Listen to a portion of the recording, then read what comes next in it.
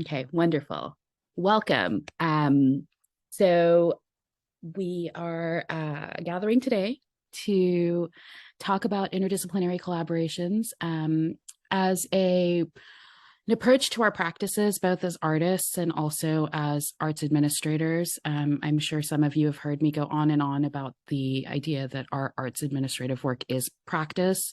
And I think that this conversation really speaks to that intersection. Um, Today's for us to learn together. Please feel free to take care of yourself through this time. Have your video on if you feel comfortable, turn your video off if you need to move away. During the early part of the session, we'll ask everyone to stay muted, and then we will be opening up the space to everyone. So we're so excited to have you join us today for this discussion. So we know the reality of working in the arts, we often find ourselves siloed within our own disciplines, and it can feel difficult to approach working interdisciplinarily. So we wanted to offer this as a way to think outside of that box, and also with real practical tips on how to make that happen outside of the dream space as well. This feels really near and dear to us at Arts Connect because collaboration is kind of at the heart of what we do as a collective. We bring people together from various fields of expertise around a common goal. That's the big picture of collaboration. When you're thinking about it from the interdisciplinary lens for the arts, same thing, slightly different goals. We're able to come together and we're able to interact with folks from across the creative community. And recently in 2022, Arts Connect opened the door for collaborative program proposals as part of the Arts Action Fund. So this seemed like the perfect time for this conversation. And we hope that this kind of lays some groundwork for folks who are interested in collaborative work and just need a little bit of information to get started. On a personal note, collaboration is huge in my art practice too. So this is coming from my heart space. Our time together today will be started off with a grounding exercise with Stacey Allen, and we'll go into a panel discussion between Stacey and Sonia and myself, and then we'll open up to Q&A to the whole group. So there will be time at the end for all of us to have a conversation together, but I would encourage you throughout our time together to drop any questions that you have into the chat, because sometimes those questions come and go in mind, and we'll come back to them as we can. We're additionally looking at this as part of hopefully a larger series. So I'm going to drop into the chat a resource page that will be an ongoing living document. It currently has the bios for our speakers, which I'll be sharing shortly. But we'll also add links to resources about this work. We'll eventually add the video link for this recorded session there, so it's something that you can return back to in the future. So without further ado, I will pass it over to the lovely Stacey Allen to lead us through a grounding practice. Prior to that, let me just mention that we'll be using Slido throughout the session today to share some thoughts. So you can grab your phone and scan the QR code to get to the Slido. You can also go to slido.com and use that code to access our shared workspace. So let me pass it to Stacey now. Yeah, it's so wonderful to see everyone. So we're just going to do a small little stretch meditation journaling exercise for us to get grounded. As Effie has already said, a lot of us wear many hats. And so I find for myself, I'm jolted from one reality to the next. Like just this morning, being a mother, getting the kids ready, and then from there, going to a meeting. Then now I'm here, and I'm sure you guys have other things you're doing for the rest of the day. So sometimes I have to just ground myself in small ways so that I can put my brain space and be present in the moment. So in the spirit of collaboration, one of my biggest inspirations is Catherine Dunham. I have studied her dance technique, but also just her approach to community building as well. And she was a collaborator at heart. She collaborated amongst multiple disciplines, music, of course, but also was very intentional about where she performed, also was very intentional about the costuming. And so I just wanted to just bring that into the space as we do this, because this warm up is from done on technique. So it starts out with a breathing exercise. You simply breathe in through your nose for 4 counts, and then you exhale for 4 counts. And you're gonna do it 4 times. So you breathe in. I'm just gonna like snap to keep the rhythm. 4, exhale. Okay, as you exhale, I want you to release all the things that's happening in your day and just be present in this moment. When you inhale, I want you to inhale fresh air, get the get all the oxygen throughout all the parts of your body. After you do that 4 times, you're gonna place your arm at the pelvis right here, and you're gonna bring your arms up for 4 counts. This is what's called Dunham fifth, and you're gonna exhale, bring it to the pelvis. 4 times. From there, if you want to, and you can do all of this seated. If you just want to do it here, it works seated. Yes, because we're all in different spaces. If you want to stand, you can. And then for the last set, if you'd like to, you can come to a little releve or a heel raise, and then bend. Okay? So whatever makes you comfortable. Yes, I like to do it standing. That's how I'm going to lead it. Just shake out some of the tension. And we are breathing in. 2, 3, 4. Exhale.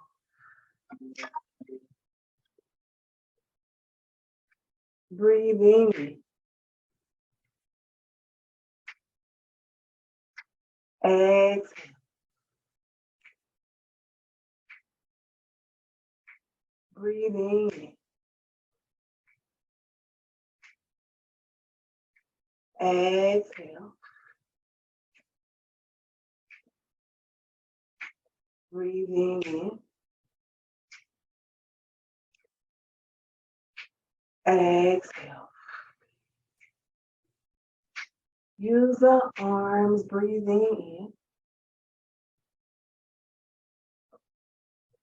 in. Exhale. Breathing in. Exhale. Breathing in.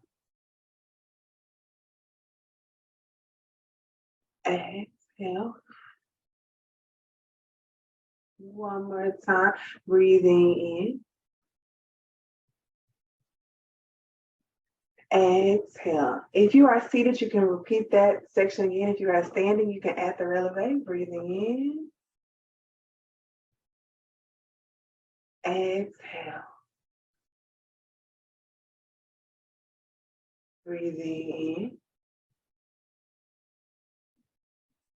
in. Exhale. Breathing in. Exhale. Breathing in. Exhale. Lovely, lovely. I just got an extra sense of peace because, like, I'm doing these breathing exercises and I'm looking out the window and it's raining. It's just a whole moment. So we're just gonna do like just a few hair rolls. You can follow along. However, you are comfortable. You can do this seated. Releasing some of the tension in your neck.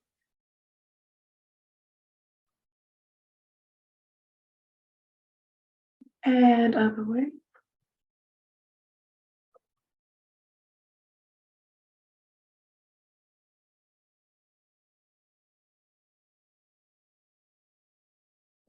And shoulders. Rolling back. And forward.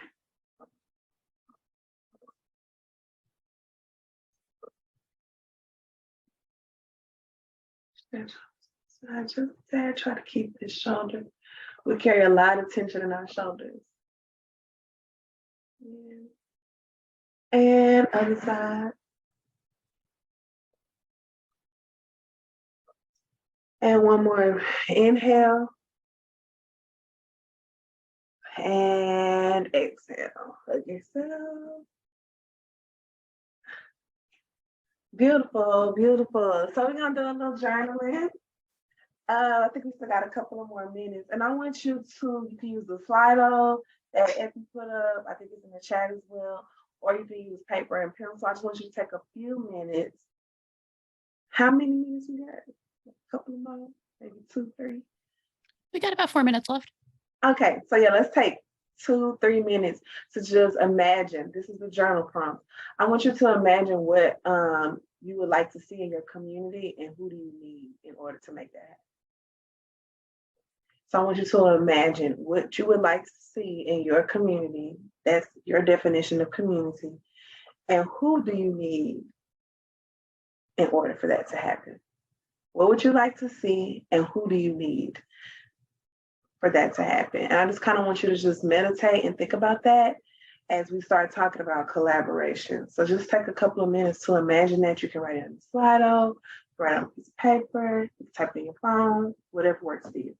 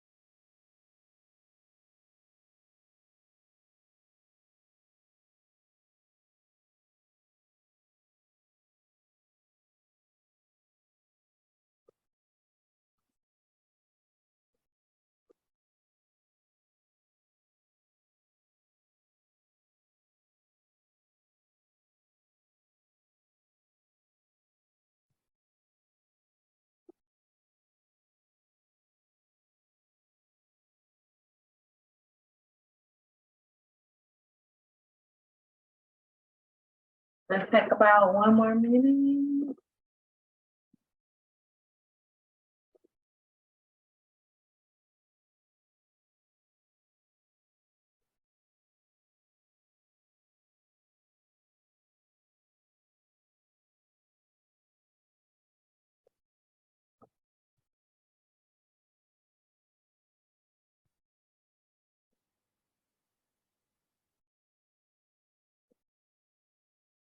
Thank you guys so much. Thank you, Stacy. Let's see.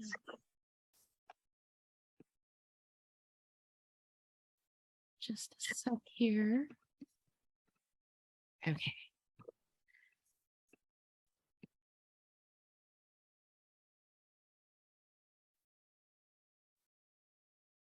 Yeah, here's that Slido link again. Feel free to hop on there and share your thoughts as they come up throughout the session, and we'll share the results back at the end of our time together. There's something beautiful about having a living document, a memory of shared times and spaces. So it's a joy to be able to share that with y'all. So our speakers today are both fabulous individuals that I think the world of, and happy to be in community with them. First, I'll share a little bit about Stacy Allen. Stacy Allen is a native Houstonian who has been cultivating a career in cultural arts upon earning her BA in dance from Sam Houston State University. She also has an MA in cross-cultural studies from the University of Houston Clear Lake, where her research focus includes dance anthropology, in addition to a plethora of freelance opportunities. Sorry about that. She was most notably a company member for Urban Souls Dance Company. She began pursuing her own artistic visions and co-founded Pretty Cultured, which was a multidisciplinary artistic collaborative that uses art as a voice for dialogue and healing. In 2019, Stacy co-created the installation Formed in My Grandmother's Womb as a part of Project Row House's Round 50, Race, Health, and Motherhood. From a variety of life experiences, including motherhood, Stacy began her newest artistic endeavor, Nia's Daughters Movement Collective. With Nia's Daughters Movement Collective, Stacy premiered Little Black Girl during Dance Month in 2019.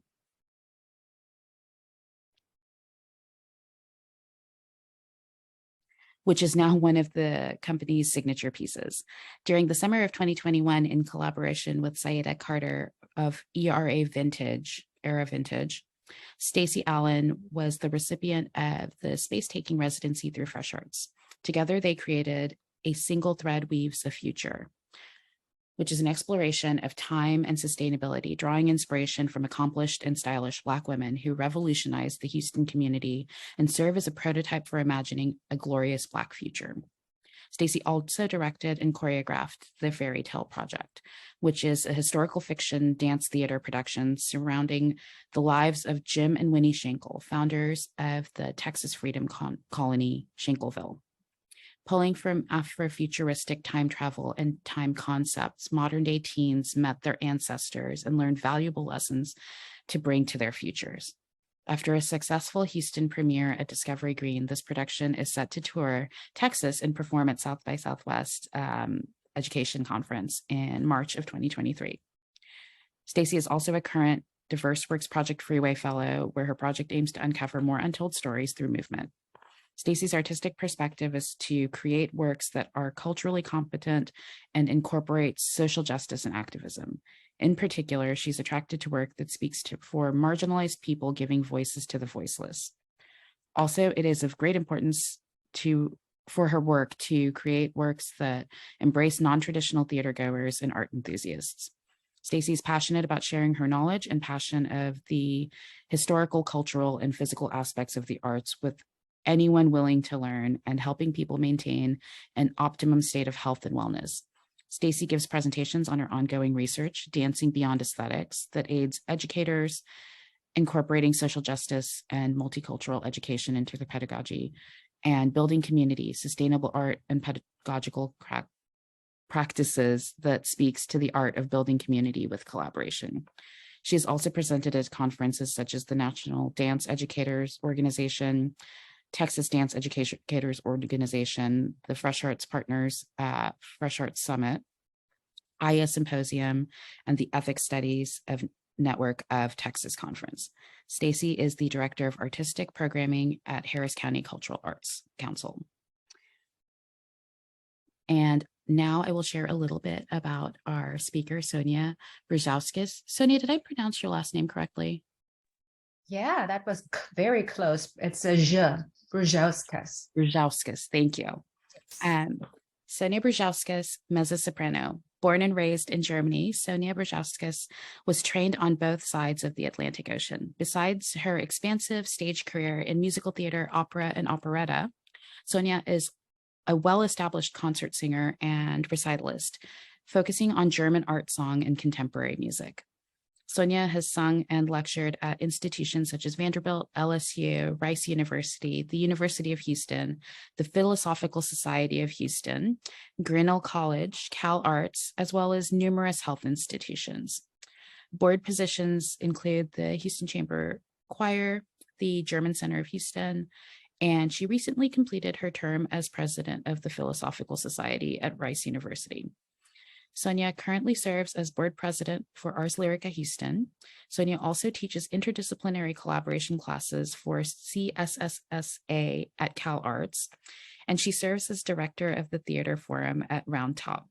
Sonia is the founder and director of Partner Schools, a project that connects school communities through the arts to empower diversity and strengthen communities.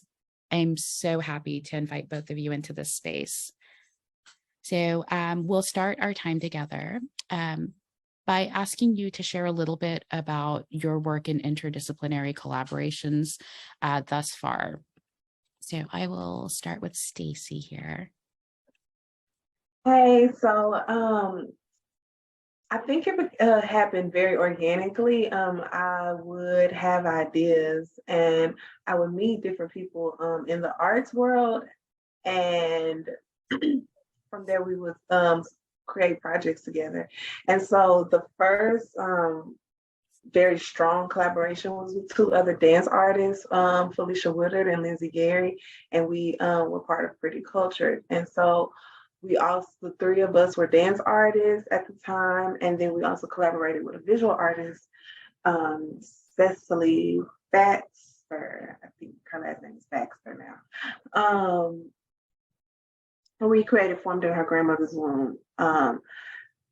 We were in round 50 at Project Row Houses. So if you're familiar with the work that Project Row Houses does, they do rounds and it's within a theme. And this round was about race, health, and motherhood. And so at the time, it was actually a very beautiful time. At the time, I had two children. Felicia had a daughter, and then Cecily, the visual artist, was pregnant. And we created this installation as a place for healing based on the concept that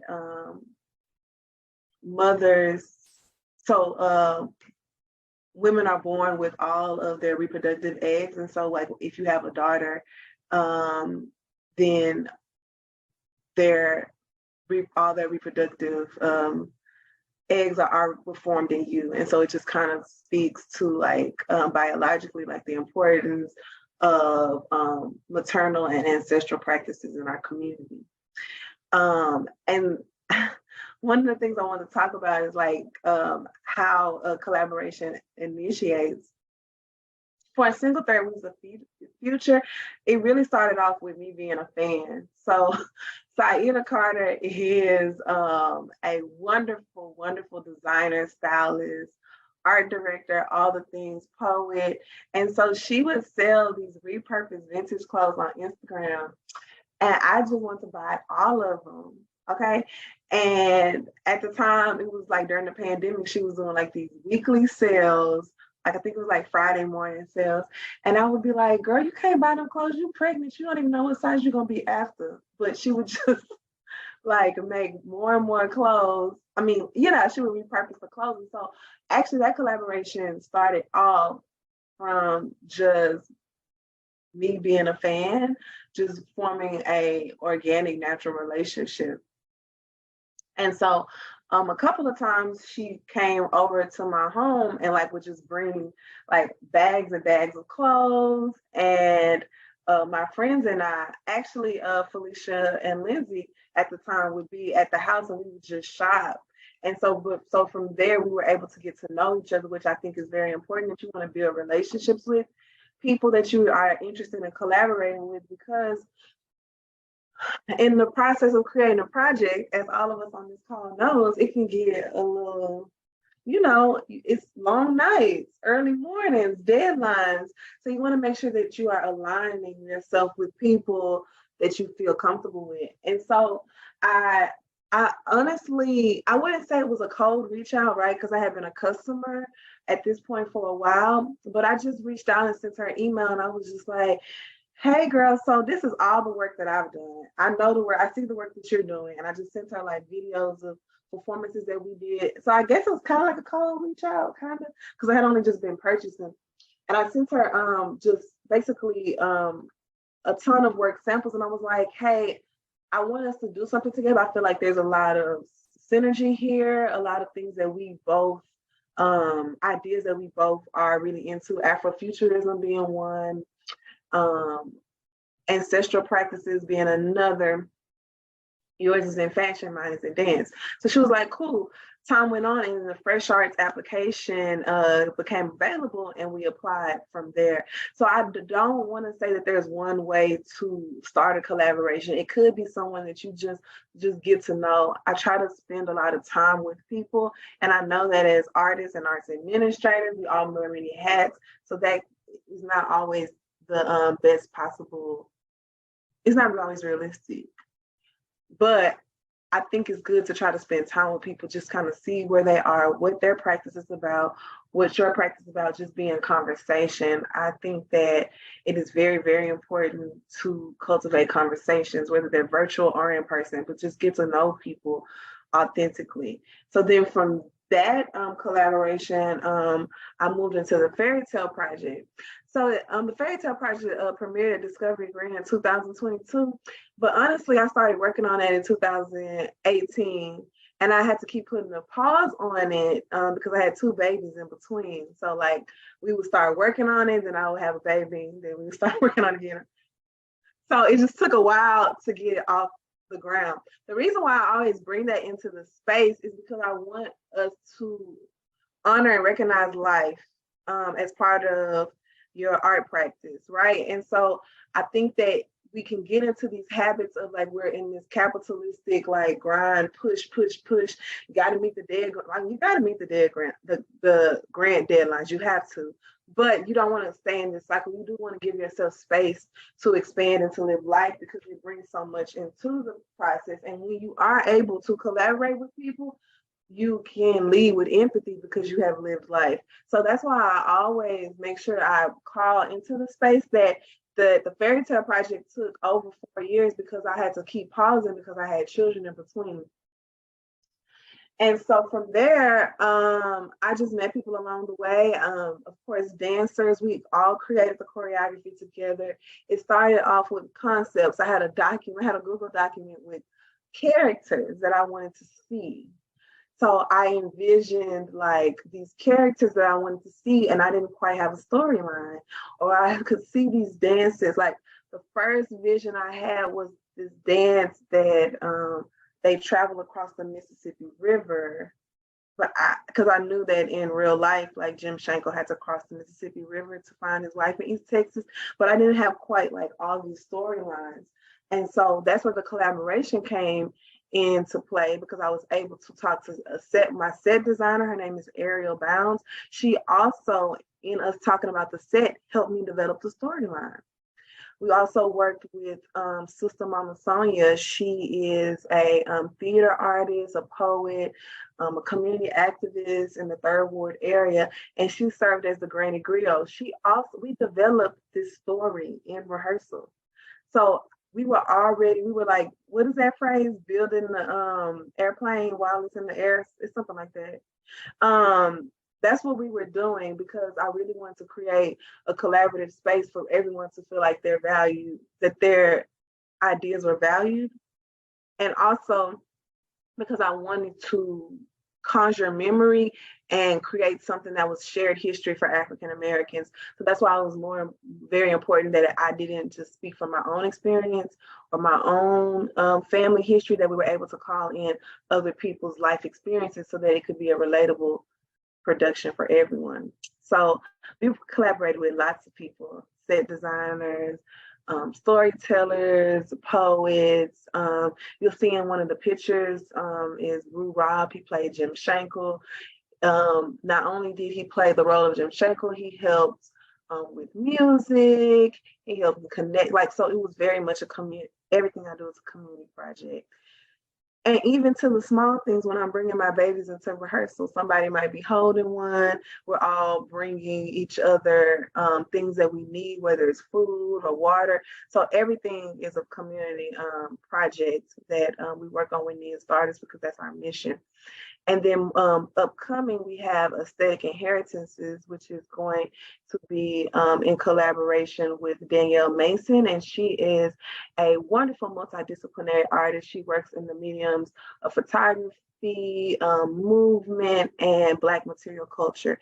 And we're creating something in support with my fellowship with Diverse Works that currently going on. So I say all these things to encourage us to make relationships. I love the Houston dance community. They've been very, very supportive. I just also knew that it was important for me to start building relationships with artists of other mediums.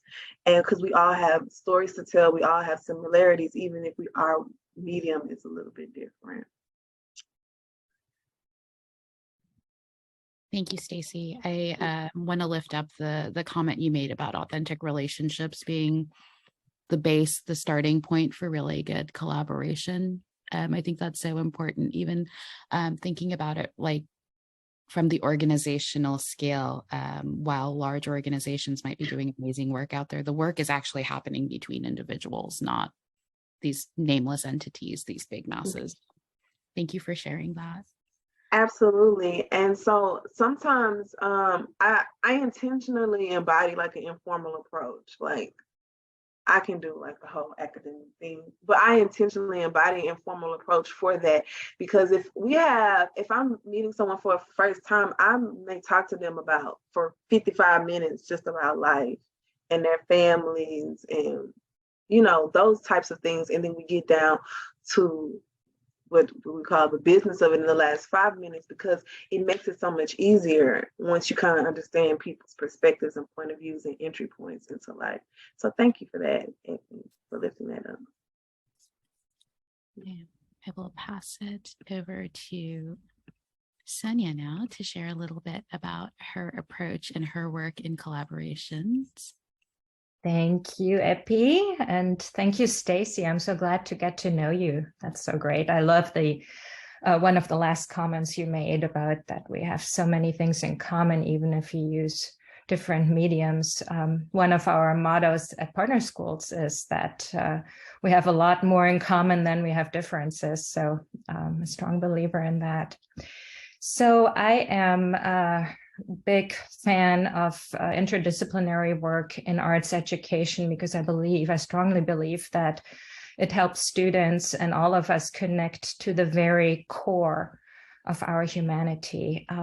As Epi mentioned earlier during the little bio session, I was born and raised in Germany, and my interest in interdisciplinary work goes all the way back to really my childhood, but then my college years.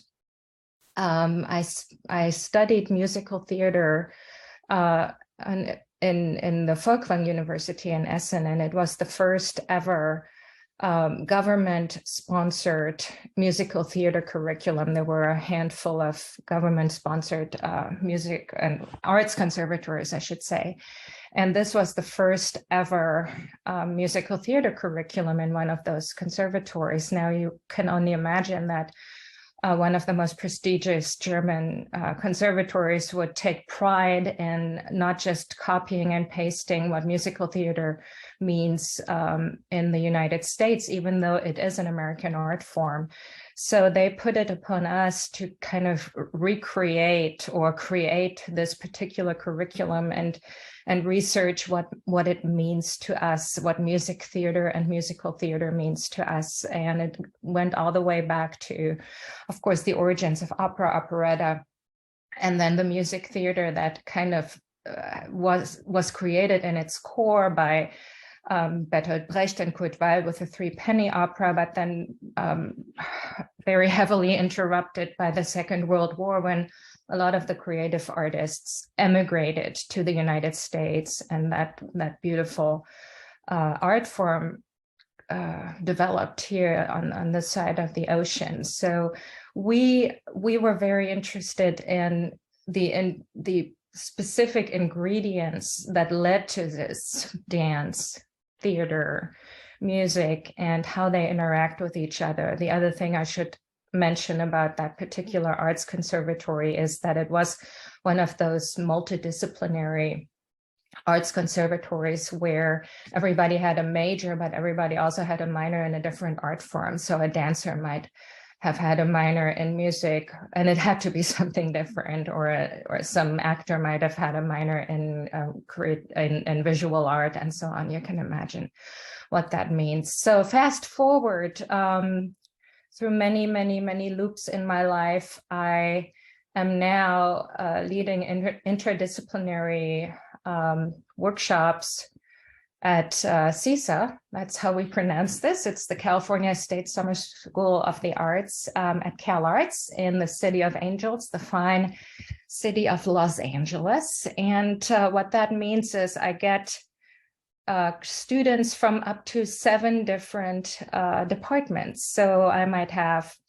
actors, musicians, creative writers, visual artists, dancers, filmmakers, and animation kids. And with all of these kids, I get to create something. So we typically start with a tangible creative piece, and that might be a piece of visual art. One year we were focusing on the core, so abstract topics, and visual artists made sculptures of apples, and they became the centerpiece of our creative work. Sometimes the centerpiece might be a poem or another piece of writing, or it might be a musical piece that some composer wrote. And then we create groups of students. Sometimes it's 5, 6, 7, up to 10, 12 students in each group. And all these students are coming from wildly different backgrounds, and they together get to create something, some performance piece that in the end of this 2-week-long workshop, we get to perform for our fellow students. And I have to say that I've been doing this for over 10 years now. Every time I go in there, I have a very clear concept and really great ideas that I think are so great that I have to implement them. And it takes the kids about 20 minutes to kind of turn everything upside down and have me at awe at them, because they have such amazing ideas that I couldn't even dream of, and I'm just loving it. So I'm a facilitator. I just go there, I let the kids do their work and help them along the way. Go to the next slide, Epi. Yeah, so here's just, here's some pictures of the work that we do. One time we had a flash mob in the cafeteria, which was really amazing. But so these are just the kids that perform in the big gallery at CalArts, the California Institute of the Arts. That's where we work. Next slide.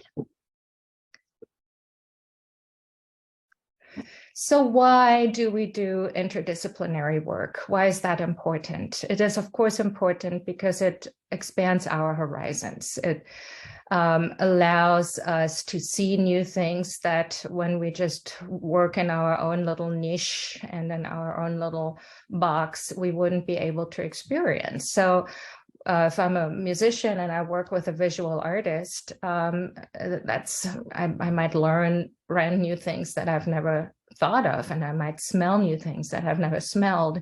So we make new discoveries, and they open our minds and our hearts. Collaborative work has much higher potential for results. And one time I talked to a professor at the University of Rochester, and he was talking about cognitive diversity, which is one of my favorite terms now. He was talking about cleaning up a river, and he said, who do I take to clean up a river? I would not only take biology and chemistry majors. I will definitely take some engineering students. I will take some history students.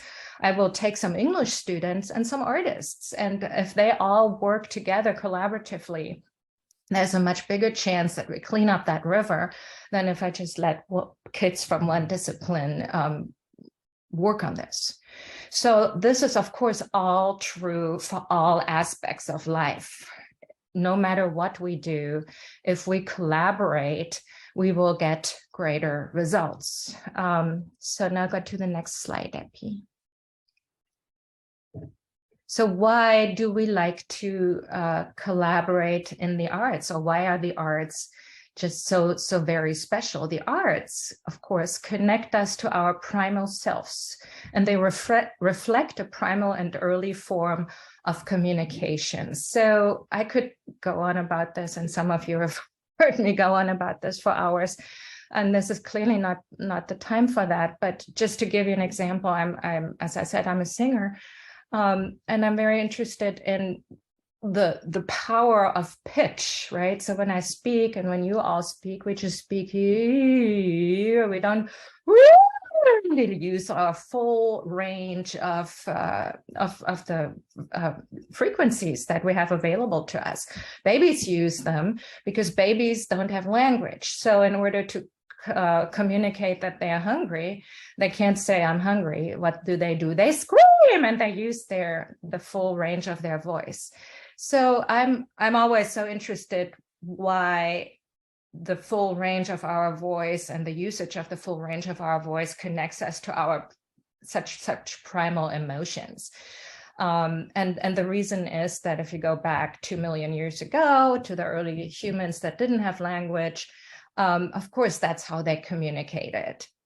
They use the full range of their voices. And this is why babies still do it. This is why it hasn't gone away in evolution, because babies need it. They don't have language. Now we have language, and we have reduced in some way our communicative power to language, which is great, but it doesn't use all the tools that we have. So when we go back to the arts and to that cultivated form, it connects us to our primal selves. And that is all I'm going to say about this.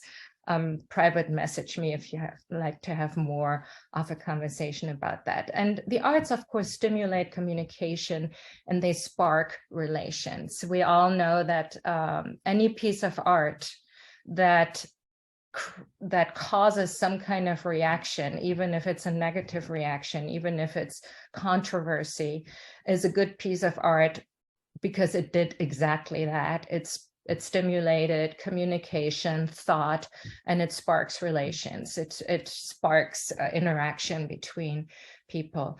And we all know that the arts evoke creativity. Now you can go to the next slide, Epi. I know that we will speak more about creativity later, but creativity in a nutshell is two things. It's problem solving, and it is innovation. And innovation is an elevated form of problem solving. Again, we will probably get into that a little further later on. But creativity means making new connections, and that is true whether I'm cleaning my house or trying to cure cancer. So that's that. Go to the next slide, Epi. The class rules in our collaborative classes at CalArts, for CISA at CalArts, there are 3 major ingredients to be successful, and those ingredients are love, courage, and trust. I will get into that later during our conversation. I'm sure the very first foundation that we lay in these classes is be nice to each other and trust each other. So we experiment, we explore, we take risks. None of this would happen without taking risks. And that, of course, means taking risk means that we can fail or we can succeed. So we need to embrace failure as a stepstone for growth. We exceed in supporting each other. There's absolutely no spot and no place for bullying or for making fun of each other. This is creating safe environments is our first goal. Our motto is we dare and we care. Next slide, please. So that's just a summary of everything. Interdisciplinary work enhances our human experience, and it helps us explore and achieve what is humanly possible. Again, this is true in all aspects of life. The arts, however, are uniquely positioned to draw a direct line to a primal and human experience, and they serve as a foundational and broad communication tool. Interdisciplinary work in the arts goes beyond interdisciplinary work that is limited to conventional forms of communication. And I'm going to end it here.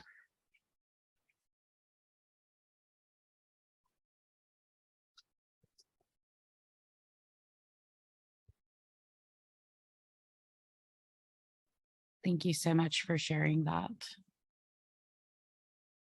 So I've got some questions for you both. We'll start with kind of in the dreamy big space. you've shared a little bit about your practices and the way that you see working with others. I'm curious to hear what creativity is for you, what that means in your practice and what that means to you as a person.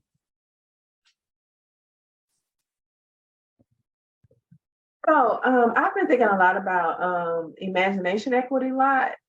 Isn't like a direct answer to your question, but this is like the first thing that I think about. So, imagination equity, um, in the terms of what I've been looking at, is how some children aren't able, because of oppression and circumstances, able to dream their biggest dreams. We think about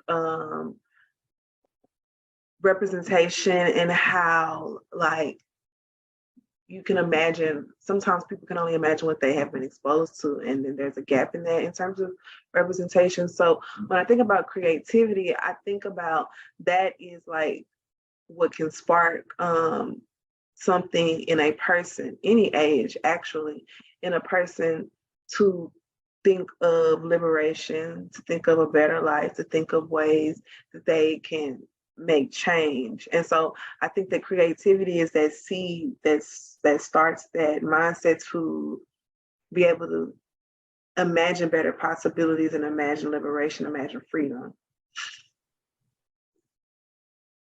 I love that. Yeah, I completely agree with Stacy. The way I like to think about it is that creativity means that we're making new connections. We're taking two ingredients that we know and we connect them with each other, and all of a sudden a new thing appears. So I said creativity is problem solving, and it is also innovation. So problem solving happens every day, right? If my broom breaks, but I need to clean my floors, I need to get creative in how I clean my floors. So I might take two known ingredients, which is paper towels and water, and connect them and sweep up the dust in that way, right? So, but it also means that my friend, who is a biochemist and spends years and years and years in her lab, does experiment after experiment, and she is slowly and steadily curing the awful disease of pneumonia. And so maybe she will be successful in that, and then I would classify that as innovation. However, her way of creating something and her form of creativity as a scientist is still taking 2 or 3 or 15 or 100 known ingredients and putting them into a different context in order to innovate something new, create something new. So it's still the same thing. It's problem solving, because the problem that we have is pneumonia, right? And we're trying to solve that problem. But it's innovation, because once she has found the cure, it is going to be some of the a new ingredient in our way of life that somebody else can then use in order to achieve something new. So that's how I like to see it. Creativity is taking 2 or more known things and putting them into a new context. I think there's definitely a thread throughout our conversation around connections, and making space for connections. So the creativity question was coming from my artist hat. I'm going to take that off and put my administrative hat on now and ask both of you have already kind of shared a little bit about your first steps, the way that you look at approaching collaboration. I'd like to get into the nitty-gritty bits of the challenges, the barriers, the things, the real and perceived challenges and barriers that come up when you're looking at interdisciplinary work, and how you approach solving issues and what tools you might use as you're building out programming. Sorry, that was a big question. I can go first if you like. Sure. I always jokingly say this, but the biggest challenge for me is scheduling.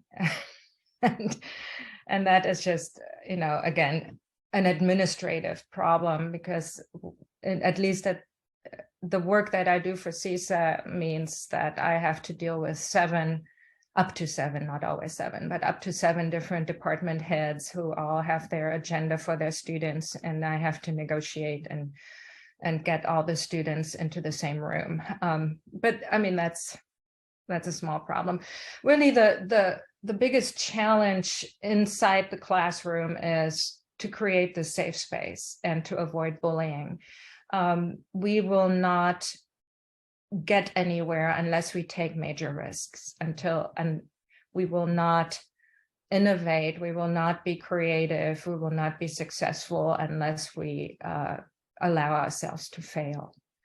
And in order to do that with new people that we haven't been around, that takes a lot of courage to really try things. I mean, it's always fascinating to me to work with the creative artists. So let's talk composers and visual artists and writers, of course, versus the performing artists.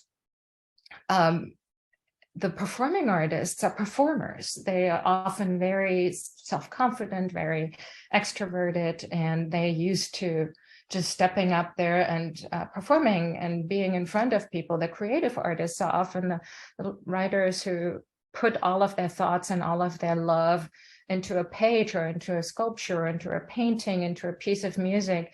And it's fascinating how they open up in these classes. And I would say that in 98% or so of the cases, these introverted, shy, creative people at the end want to perform and want to be part of the performance of the pieces. And that's a great thing to watch, how these people really come out of their shells and feel comfortable.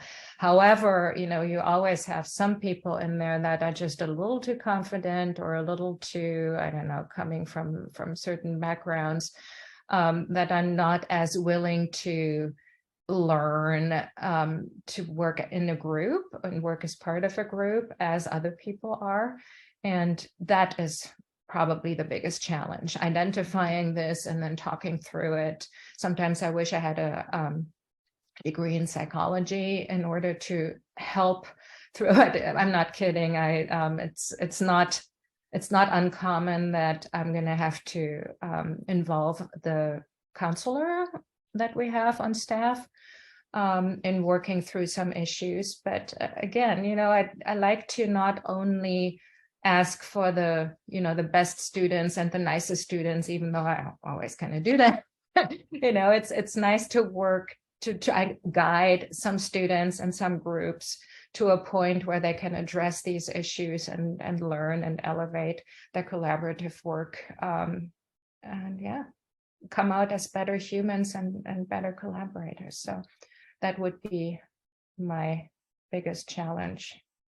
Can I ask a quick follow-up question here? Do you find when you're working with a group of students, if there is a strong personality, that do you have recommendations on how to carefully stop the power dynamic without calling someone out? I think that's something that has come up in questions with teaching artists in the past for myself. And I'm always curious how people handle that, because it's a delicate balance with personalities, right? Yeah, that's a very interesting question. So I don't think I have a recipe for this. I just kind of take it case by case, and depending on the specific person, behavior, personality, etc. I can recall cases in which I assigned a group leader and actually deliberately took somebody that is not that alpha kind of person to be the group leader, and or sit down with a group and have a conversation in a little circle and have everybody talk about the dynamics in the group and what they like and what they think they can improve. And sometimes things come up, and if it's really, really bad, again, sometimes, I feel like it's out of my expertise to deal with certain personalities, and I defer to the school counselor. But in general, I let my creative mind solve the problem case by case in a nice and loving way. Love, encourage, and trust. Those are really great positive strategies. Thank you for sharing that. Stacy, how do you approach challenges in your work? Yeah, so thank you, Sonia, for bringing up some of those challenges, because now that you speak it, I definitely dealt with those challenges. And it was a little bit comical to hear you describe how performing artists are, because as one, you're definitely spot on. And so I've actually had to manage multiple, and a part of my practice is education, but then I also work with adults, right, for Nia's daughters. So imagine managing multiple adult personalities in a collaborative space. A lot of the dancers I work with, as with myself, we all have very similar dance trainings, in the sense very serious. Dance training can encompass your whole life, and from how you in class all the time. And so our rehearsal environments can and have been very serious, but then when you enter a musical theater person, it can kind of change the dynamic. So that's interesting to say. So yeah, so as I have started to work more interdisciplinary, I've had to really take a step back and not be imposing this is what is about to happen, because you have to be able to respect other people's practices and other people's forms. And then also in my role at Harris County Cultural Arts Council, we also do a lot of collaborative projects. And because I am not personally a visual artist, I let the visual artists lead with what they want to say, and then I try to make it happen within scope of what makes sense for the organization. I have to say that the biggest challenge with interdisciplinary projects that I have had is funding, making sure that enough funding is available to properly pay market rates for all the different disciplines. I'm learning more about how those rates are, and I'm also learning that dancers, I think, have generally been underpaid for the amount of rehearsal that they have to put towards group rehearsal in the space together that they have to put towards a project. So that's been a great learning curve, but it's also been fruitful to learn that, because I do have scheduling conflicts like you spoke of, but I still kind of put that under the umbrella of funding, because if it were properly funded, then, as a leader, I could more ethically command more people's time, but can't when it's not properly funded. So that is kind of been my challenge on interdisciplinary collaborations, making sure that we have the resources to put the project together. It has worked out. I'm not going to say it hasn't worked out, but that's just something I'm always constantly thinking of, proper artist fees. I cannot agree more. The pay equity in the artist realm is such a tricky thing, and anything we can do to increase transparency around those pay rates so that we even know where to start. I can share, worked with dancers for the first time ever last summer, and I didn't know where to start with stipends. And I asked around and I was shocked. There's no standard. I couldn't find a standard, and some people were quite, and I think this is across disciplines. Some people were anxious about sharing their pay rates. So that's a whole nother conversation to come in the future, certainly. Oh yeah, we've had so much discussion about that at partner schools, where we one of our big goals is to actually honor the teachers that are all teaching art. Almost everybody is a teaching artist appropriately, and not just assume that they have a good heart and they have great goals and great passion for what they do, and therefore they're going to do it for almost free, right? But I couldn't agree more. artists are asked for so much in this particular society, and we try to do everything we can to honor them more. So, I'm curious how you see the big picture, and I think you both touched on this some. I'd just like to go a little bit deeper into the big picture effects of great collaborations and where that takes us as a community, and how you see that affecting the in the moment version of community, and then the ripple effect as well. I think one of the best collaborations that I guess dearest, not gonna say this, dearest to my heart collaborations. When we had the Fresh Arts residency, we had like, it was a 6 weeks residency, but we had public programming every weekend. So every Saturday and sometimes Sunday we had public programming, and they were all like on theme for different things that Black women may need, health wise, wellness wise, you know. So one of the weeks we did a collaboration. It was called, I can't remember what the title was, but it was for Black mothers. And we collaborated with Healthy Women Houston, Holy Mama, which is like a doula group out of the Women's Earth, and a couple of other community partners.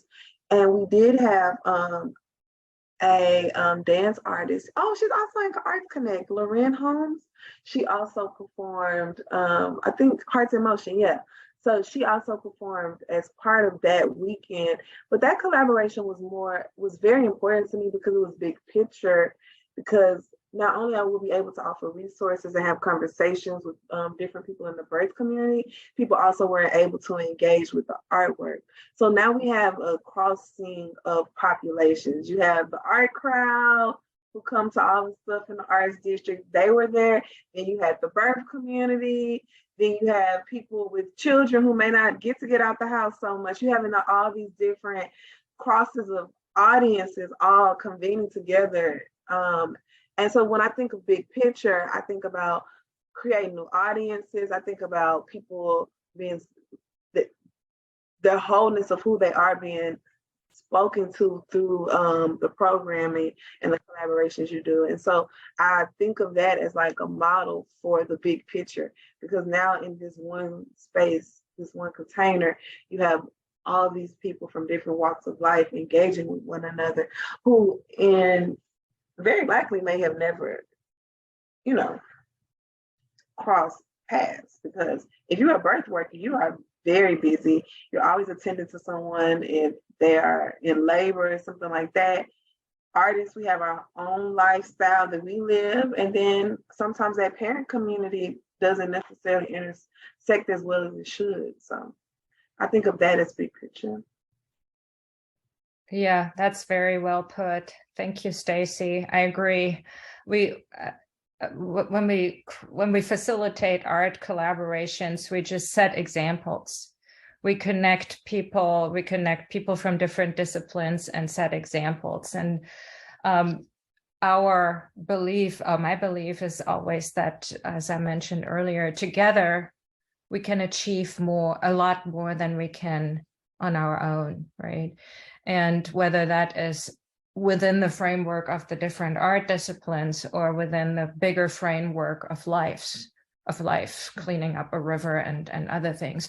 So together we're stronger than we are on our own if we bring everything together. And for me, that has actually inspired the nonprofit partner schools, which is doing exactly what Stacy was just touching upon. It is connecting different communities. It is connecting children, school children, that would otherwise never meet.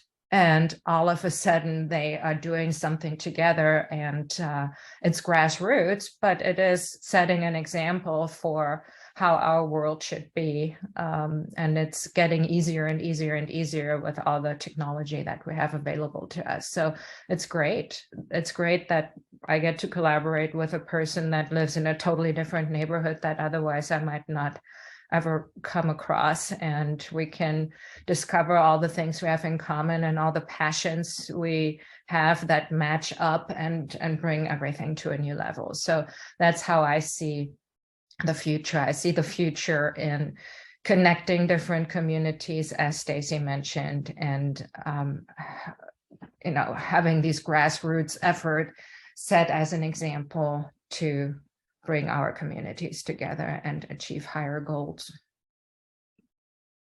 I love that. I love the idea that we as the arts community can model behavior that can then be replicated in the bigger community.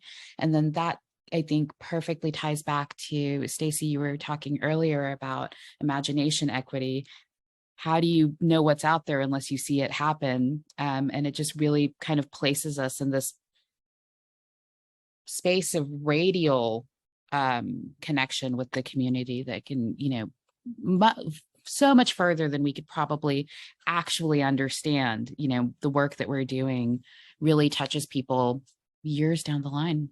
Thank you both for sharing so much. I think with that, let's open up the conversation to the whole room. Does that feel okay? Love to hear a little bit about, let me remove our spotlights here, and we can all join the room together. Love to hear if there's any questions in the room for Sonia or Stacy, or if there's anything that you are finding in your own practice, either as an individual artist or, in your administrative role within an organization, that you'd like to lift up or ask questions around. I know from the names in the room that there's quite a lot of interdisciplinary collaboration happening among some of the folks in the organizations that are even on this call.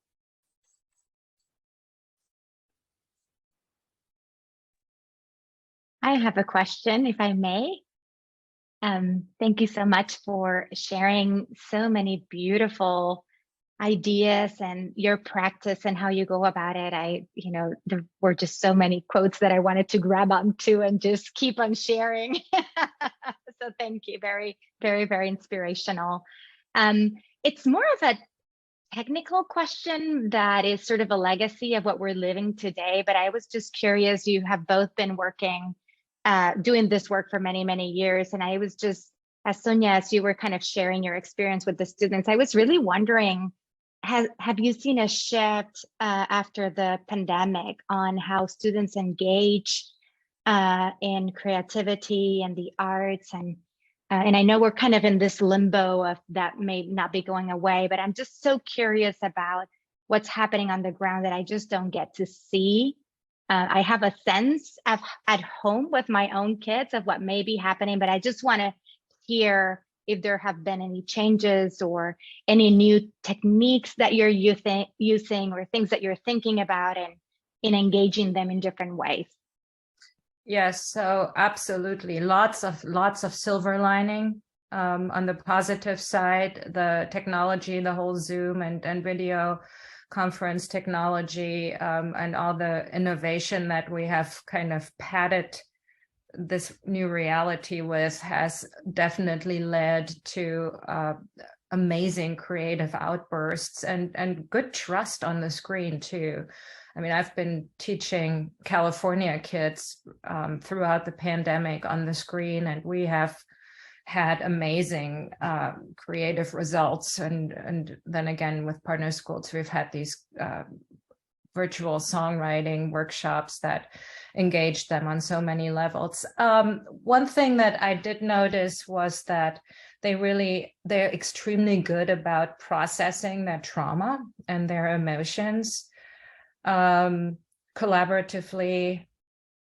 That was not the case in that extreme before the pandemic. That is what they all wanted to do. They all wanted to talk about whatever, being locked in or whatever their manifestation of the trauma was at the time. I did notice when we got back in person, I did notice that there were a lot more drugs involved. and I'm talking medication for all kinds of mental instabilities. So that was kind of the negative thing that I did notice after the pandemic. But on the creative level, definitely a lot of processing of personal trauma and personal experiences. And I see that as a positive thing, of course.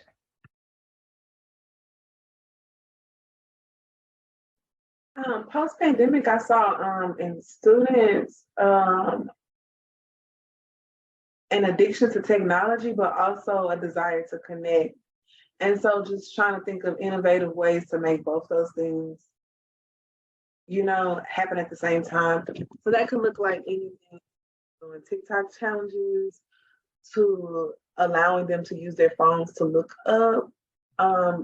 So currently I'm in residence at On Time Grad Academy, thanks to Arts Action Fund. And the students, they want to be on their phones during the warm-up. And like I told y'all, I'm trying to my dance training was very strict and I'm trying to approach things new. And so the way I'm compromising, I guess I'm leveraging it. It's like, okay, I want y'all to look up Catherine Dunham. Everybody get y'all phone out and look that up. So I'm noticing children they're very much tied to their devices post-pandemic. Children always like to be on their devices, but I remember returning back to a classroom, after being quarantined, they literally could not separate from it. And so just finding ways as teaching artists to incorporate that technology is making me think of new ways, like even using my own imagination of new ways of technology with, so many more interjections of technology into our daily society. Just what does that look like in a classroom? How do those other technology arts intersect with dance? Those are things that all come to mind. So that's kind of what I am seeing as a shift post-pandemic in students that I teach.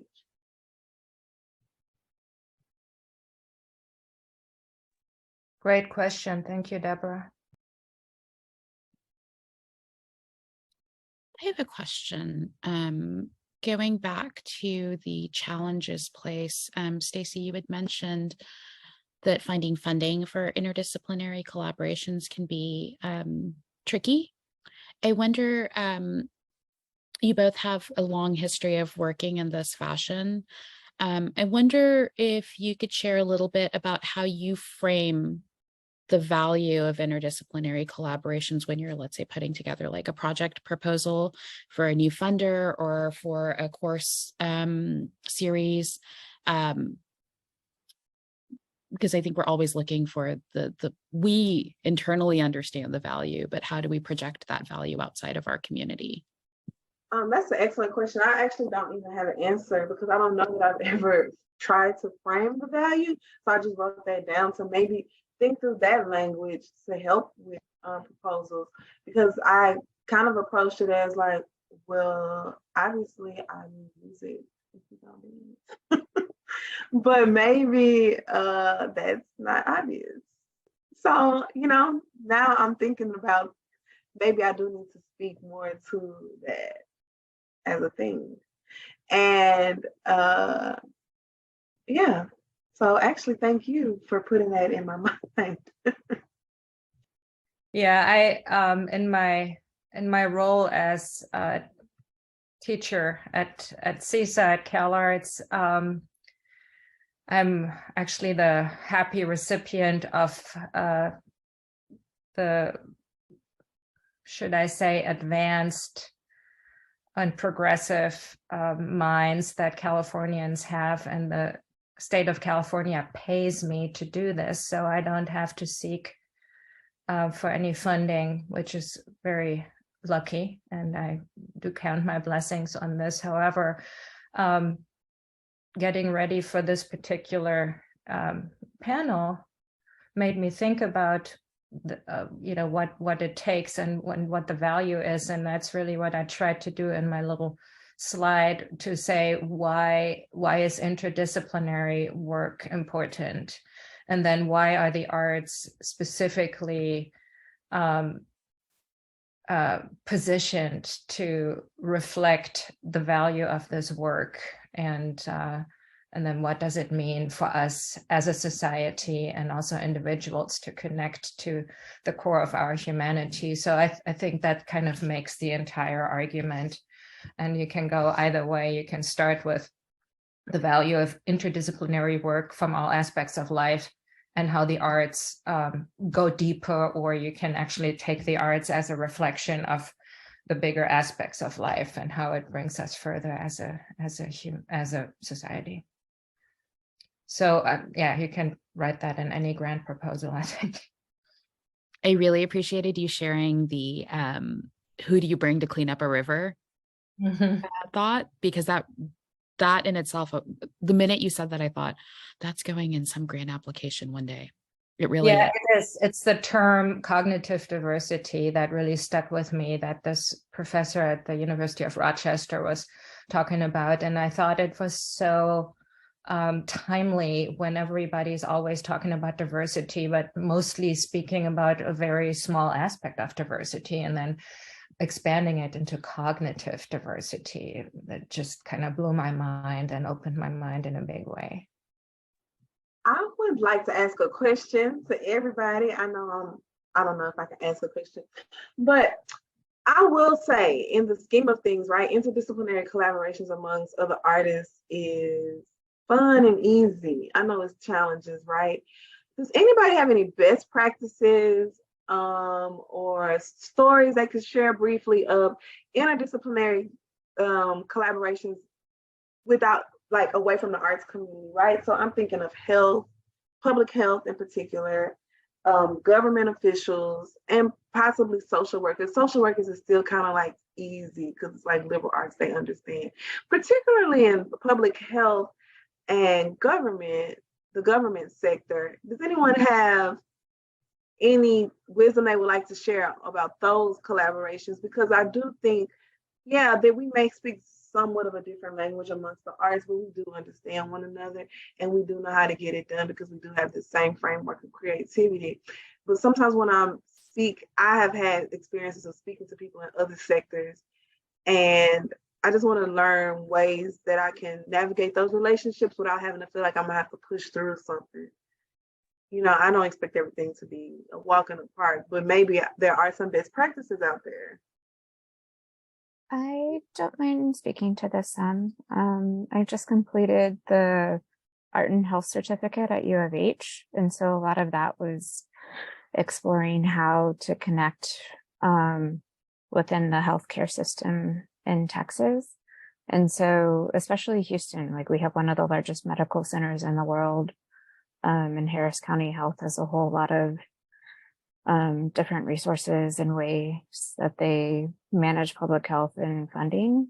So I think it's just kind of identifying in similar ways of that we connect with other artists, of like finding somebody whose voice within that system that you are interested in exploring, like whether it's working in a cancer ward in one of the hospitals, or whether it's working within a trauma center or veterans, or just finding someone that you like to work with, and then sharing what you know of arts and language and listening to how they talk about their programming. And then within the aspect of community, there's always that overlap of like we're working with people and we're exploring how we engage with people. So there's that easy common ground to begin with.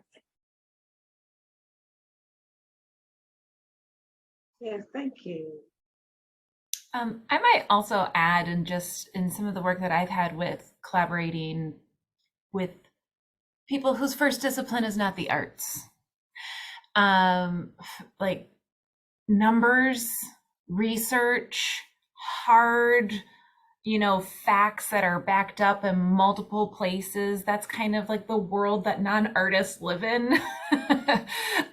Show what you mean in multiple ways with various different, backing up what you're saying. Because I think no matter the art discipline, there's so much that is not tangible, that's like, you got to be there, you're going to experience it, you'll walk away feeling, you'll have this, this will happen in the moment. And that's all wonderful, but when you're talking to people who don't think that way and don't experience that on the regular, it's about the hard facts, and it's about the research, and it's about, here's the end goal, and here's the short-term goal, and here's how I think we can do that, but I'm missing a piece. What do you think, how does this fit into what you're doing? And so I think it's just like using that other side of the artist brain of thinking outside of what we know as an artist might be our ultimate goal of an artistic expression, to I don't want to misspeak on this, but like a very practical, very hard, evidence-proofed result. I think some of it too is like expressing the opposite too. Like I'll use like the example of the way music can function in society and how there's so much data. Like if you look at a song from the 60s, from a cultural perspective, there can be so much within that of time and place, and that it's not the same numbers data that people are used to, but there's so much data within making art that can complement and kind of inform some of the like harder numbers and like budgets that hospital systems are looking at. So it's figuring out, bringing the research and having that expressed in arts and sort of demographics and numbers and all of that, but making sure that we stand up for ourselves too and value the research and data within art making. That's well put. I think music therapy is a very good example of that. For the longest time, it was all about dragonflies and butterflies and feeling, and not so much about what Alisa calls the hard facts. But I think music therapy in particular has moved over the recent years, into a very scientific space with a lot of data collection, and as kind of showing us that, the dragonflies and butterflies can create hard facts. And so we can clean up the river better, maybe, if we add some artists and some English and history majors to the science majors. This is such a generative conversation, and I hate to cut us off, but I want to be cognizant of everyone's time. Like I said earlier, I would really like to see this as the first in a series of conversations, because I think that we've only scratched the surface of what this means and how to enact this, and also the cross-pollination of not just ideas, but humans that are happening in these spaces are very important to the way that we work together in the future. I'm going to share screen one more time to pull up that Slido again. And I would love it if everyone would take a moment to share one word, one phrase that's really coming up for you out of this conversation. And I'll share the results of that in that resource document. The other thing I wanted to pull up was contact information for both of our wonderful speakers, who are exceedingly giving and I think open to continuing conversations. I can also add this information into the resource document. And then my email address, which I feel everyone in this room already probably has, but is there, if there's anything that you'd like to continue a conversation about, as far as this particular topic, or just bigger picture conversations that you'd like to see happen in future learning series that would help you with your work, or something that you'd like to bring to the table that you feel would be beneficial for the community, I would love to talk.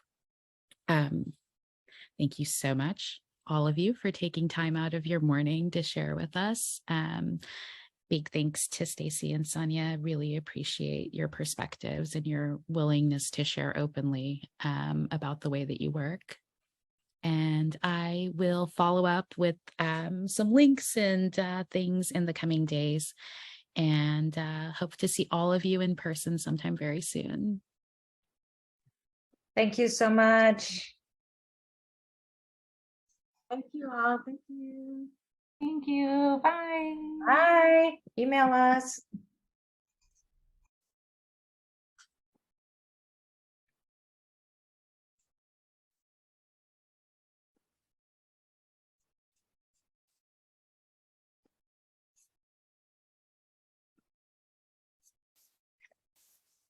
I just removed her. That was great. Thank y'all. Yeah. It's never enough time. No, no kidding, right? That was an hour and a half. Wow. We could have easily gone for another hour. Yeah, very easily. Once you open that can of worms.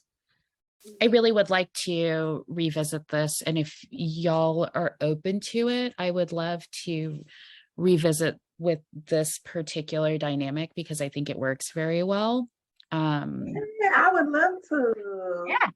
And we're getting to know each other better because I think it's getting better because like Epic, we talked about this at Fresh Shards, but I just feel like the conversation, I don't know how y'all feel, but I feel like the conversation is getting better and better. Yeah. Right. Well, and we're all learning every day, right? So like the next time we have a conversation, we'll all have something new to bring to the table or some big experience or small, you know, it makes a difference in the big picture. Oh, I should probably stop recording actually. Oh, yeah.